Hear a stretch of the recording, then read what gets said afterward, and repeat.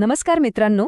Mumbai police भरतीच्या मैदानी चाचणीबद्दल म्हणजे ग्राउंडबद्दल एका मोठ्या अपडेटची सगळेच जण वाट पाहत आहेत, बरोबर ना? तर मग आजच्या या विश्लेषणात आपण त्याच सर्वात मोठ्या प्रश्नाचं उत्तर शोधणार आहोत. सध्या मुंबई पोलीस भरतीची तयारी करणाऱ्या प्रत्येकाच्या मनात खरं तर एकच प्रश्न घोळतोय. मुंबईचा ग्राउंड खरंच 20 जानेवारीला सुरू होणार आहे का? चला तर मग या प्रश्नाच्या मुळाशी जाऊया आणि उत्तर शोधूया. पण त्या तारखेकडे जाण्याआधी एक गोष्ट समजून घेऊया. मुंबई पोलीस भरतीला एक विशेष संधी का मानलं जातं? म्हणजे उमेदवारांसाठी हे फेवरेट पोस्टिंग का आहे? यामागे ना काही खूप इंटरेस्टिंग कारणं आहेत. सगळ्यात पहिलं आणि महत्त्वाचं कारण म्हणजे जागांची संख्या. मुंबईत जागाच इतक्या जास्त असतात की संपूर्ण भरती प्रक्रिया खूप मोठी आणि गुंतागुंतीची होते. आता बघा, मैदानं निश्चित करणं, एवढ्या सगळ्या उमेदवारांना बोलावणं, या सगळ्या नियोजनात खूप वेळ जातो. आणि याचा थेट फायदा कोणाला होतो? तर उमेदवारांना. कारण त्यांना मैदानी आणि लेखी दोन्हींच्या तयारीसाठी आपोआपच जास्त वेळ मिळून जातो. ओके, तर आता येऊया आपल्या मेन टॉपिकवर. ती म्हणजे तारीख. एक आहे अधिकृत तारीख आणि दुसरी आहे अपेक्षित तारीख. आणि ह्यातला फरक समजून घेणं खूप महत्त्वाचं आहे. तर बघा, अधिकृत प्रस्तावानुसार ग्राउंड सुरू होण्याची तारीख आहे 20 जानेवारी. हो, हीच ती तारीख आहे जी सध्या सगळीकडे चर्चेत आहे आणि याच तारखेवरून सगळं प्लॅनिंग केलं जातंय. पण इथेच तर खरी गोष्ट आहे.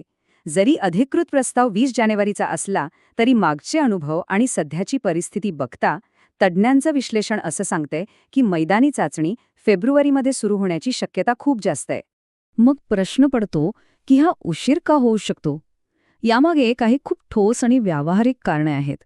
चला, ती काय आहेत ते बघूया. हे बघा, जानेवारी महिन्यात पोलीस दलावर 2 प्रचंड मोठ्या जबाबदाऱ्या आहेत. एक तर आहे 26 जानेवारी म्हणजे प्रजासत्ताक दिनाचा बंदोबस्त, जो मुंबईत खूपच महत्त्वाचा आणि कडक असतो. आणि दुसरं म्हणजे निवडणुकीची जबाबदारी. या दोन्ही कामांसाठी पोलिसांचं खूप मोठं मनुष्यबळ लागतं, हे तर उघड आहे. आणि याच मोठ्या जबाबदाऱ्यांमुळे जानेवारी महिन्यात मुंबई पोलीस दलातील कर्मचाऱ्यांच्या सगळ्याच सुट्ट्या रद्द करण्यात आल्या आहेत. आता तुम्हीच विचार करा, अशा परिस्थितीत भरती प्रक्रियेसाठी पुरेसे पोलीस कर्मचारी आणि वेळ मिळणं हे जवळजवळ अशक्यच आहे, नाही का?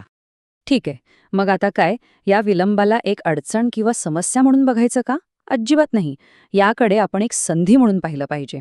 हा जो एक्स्ट्रा वेळ मिळणार आहे ना, त्याचं सोनं कसं करायचं यावर आपण फोकस करूया. विश्लेषण असं सांगते आहे की उमेदवारांना सरासरी 10 ते 15 दिवसांचा अतिरिक्त वेळ मिळू शकतो. अहो, हे 10-15 दिवस खूप महत्त्वाचे आहेत. जर योग्य रणनीती आखली तर हेच दिवस तुमच्यासाठी गेम चेंजर ठरू शकतात. खरंच सांगतो, ही एक सुवर्ण संधीच आहे. विचार करा, ज्यांना ग्राउंडमध्ये काही गुण कमी पडतायत किंवा ज्यांना वाटतंय की लेखीचा अभ्यास अजून बाकी आहे, त्यांच्यासाठी तर हा वेळ म्हणजे बोनसच आहे. चला तर मग थेट मुद्द्यावर येऊया. या अतिरिक्त वेळेचा उपयोग करून तयारीची परफेक्ट स्ट्रॅटेजी कशी असायला हवी? बघा, आजपर्यंतचा ट्रेंड बघितला ना, तर ग्राउंडमध्ये 36 गुणांचा स्कोर हा एक सेफ स्कोर मानला जातो.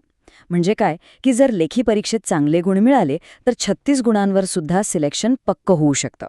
आणि हे विशेषतः SC, ST, NTB, SBC आणि OBC प्रवर्गातील उमेदवारांसाठी खूप महत्त्वाचं आहे. जर मैदानी चाचणीत तुम्ही हा 36 गुणांचा टप्पा गाठलात तर तुम्ही एकदम बिनधास्त होऊन लेखी परीक्षेच्या तयारीवर पूर्णपणे लक्ष केंद्रित करू शकता. हा एक मोठा मानसिक फायदा आहे. म्हणूनच प्रत्येकाची स्ट्रॅटेजी ही त्याच्या सध्याच्या स्कोरनुसार वेगळी असली पाहिजे. समजा तुमचा ग्राउंड स्कोर चांगला आहे तर मग पूर्णपणे लेखीवर फोकस करा. पण जर ग्राउंडमध्येच गुण कमी आहेत तर मग या एक्स्ट्रा वेळेचा फायदा दोन्ही गोष्टी सुधारण्यासाठी करा, म्हणजे ग्राउंड पण आणि लेखी पण.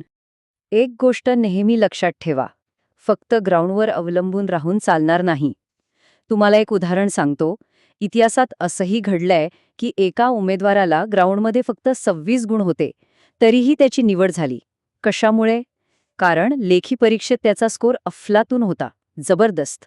यावरून लेखी परीक्षेचं महत्त्व किती आहे हे वेगळं सांगायला नको.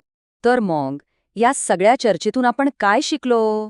चला, या शेवटच्या टप्प्यात सगळे महत्त्वाचे मुद्दे एकदा पटकन रिवाईज करूया. थोडक्यात काय तर 1. ग्राउंड फेब्रुवारीत सुरू होण्याची दाट शक्यता आहे.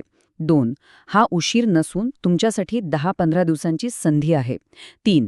ग्राउंडमध्ये 36 गुणांचा टप्पा गाठण्याचं ध्येय ठेवा. आणि सगळ्यात महत्त्वाचं 4. तुमची लेखी परीक्षेतील कामगिरीच निर्णायक ठरणार आहे.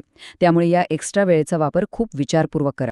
आणि आता सर्वात महत्त्वाचा प्रश्न, तो मी तुम्हाला विचारणार आहे. या अतिरिक्त वेळेचा सर्वोत्तम फायदा घेण्यासाठी तुमची रणनीती काय असणार आहे? यावर नक्की विचार करा आणि कामाला लागा.